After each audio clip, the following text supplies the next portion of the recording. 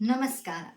ಒಂದು ದೇಶ, ಆ ದೇಶದ ರಾಜನಿಗೆ ತನ್ನ ಪ್ರಜೆಗಳನ್ನು ತುಂಬ ಚೆನ್ನಾಗಿ ನೋಡ್ಕೊಳ್ಬೇಕು ಎನ್ನುವಂತಹ ಆಸೆ. ಆದರೆ ದೇಶದ ಸಮಸ್ಯೆಗಳು, ನೆರೆ ರಾಜರ ಕಿರಿಕಿರಿ, ಮಂತ್ರಿಗಳ ಆಲಸ್ಯತನದಿಂದಾಗಿ ಆತ ನೆಮ್ಮದಿ ಇಲ್ಲದೆ ಮಾನಸಿಕ ಒತ್ತಡದಿಂದ ನರಳ್ತಾ ಇದ್ದ. ಹೀಗಿರುವಾಗ ಒಂದು ದಿನ ಅವನ ರಾಜ್ಯಕ್ಕೆ ಜ್ಞಾನಿಗಳೊಬ್ಬರು ಬರ್ತಾರೆ. ಅವರನ್ನ ಸಂತೋಷದಿಂದ ಬರಮಾಡಿಕೊಂಡು ಚೆನ್ನಾಗಿ ಉಪಚರಿಸ್ತಾನೆ. ನಂತರ ರಾಜ ತನ್ನ ಸಮಸ್ಯೆಯನ್ನ ಅವರಲ್ಲಿ ತೋಡ್ಕೊಂಡು, ಇದಕ್ಕೆ ನನಗೆ ಮುಕ್ತಿಯನ್ನ ಕೊಡಿ ಅಂತ ಹೇಳ್ತಾನೆ. ಸನ್ಯಾಸಿಗಳು ನಕ್ಕು ಹೇಳ್ತಾರೆ, ರಾಜ, ಇದು ಒಂದು ಸಣ್ಣ ಕಲ್ಲನ್ನ ನಿನ್ನ ತಲೆ ಮೇಲೆ ಇಡ್ತಾ ಇದ್ದೀನಿ, ಅದನ್ನ ನೀನು ನಿನ್ನ ಕೈಯಿಂದ ಹಿಡ್ಕೊಂಡು ನನ್ನ ಜೊತೆ ನಿನ್ನ ಉದ್ಯಾನವನದಲ್ಲಿ ಒಂದು ಸುತ್ತು ಬರಬೇಕು ಅಂತ. ರಾಜನಿಗೆ ಆಶ್ಚರ್ಯ ಆಗತ್ತೆ. ಜ್ಞಾನಿಗಳು ಯಾಕೆ ಹೀಗೆ ಹೇಳ್ತಾ ಇದ್ದಾರೆ ಅಂತ ಅರ್ಥನೇ ಆಗಲ್ಲ. ಆದರೆ ಅವರ ಮಾತಿಗೆ ಗೌರವವನ್ನು ಕೊಡಬೇಕು ಅಂತೇಳಿ ಸರಿ ಅಂತ ಒಪ್ಪಿಕೊಂಡು ಜ್ಞಾನಿಗಳ ಜೊತೆ ಉದ್ಯಾನವನದತ್ತ ಸಾಕ್ತಾನೆ. ಸ್ವಲ್ಪ ಹೊತ್ತವರೆಗೂ ಆ ರಾಜನಿಗೆ ಏನು ಗೊತ್ತಾಗದೇ ಇಲ್ಲ. ಇನ್ನೊಂದು ಸ್ವಲ್ಪ ಹೊತ್ತಾದ್ಮೇಲೆ ನಿಧಾನವಾಗಿ ಅವನ ಕೈ ನೋವಾಗ್ಲಿಕ್ಕೆ ಶುರುವಾಗತ್ತೆ.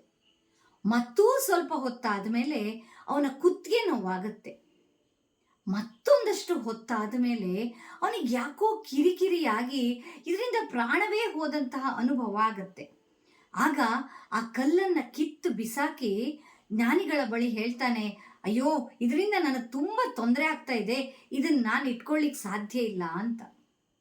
ಆಗ ಜ್ಞಾನಿಗಳು ಶಾಂತವಾಗಿ ಉತ್ತರಿಸ್ತಾರೆ, ಹೌದು, ನಿನ್ನ ಸಮಸ್ಯೆಗಳು ಕೂಡ ಈ ಸಣ್ಣ ಕಲ್ಲಿನ ಹಾಗೆ.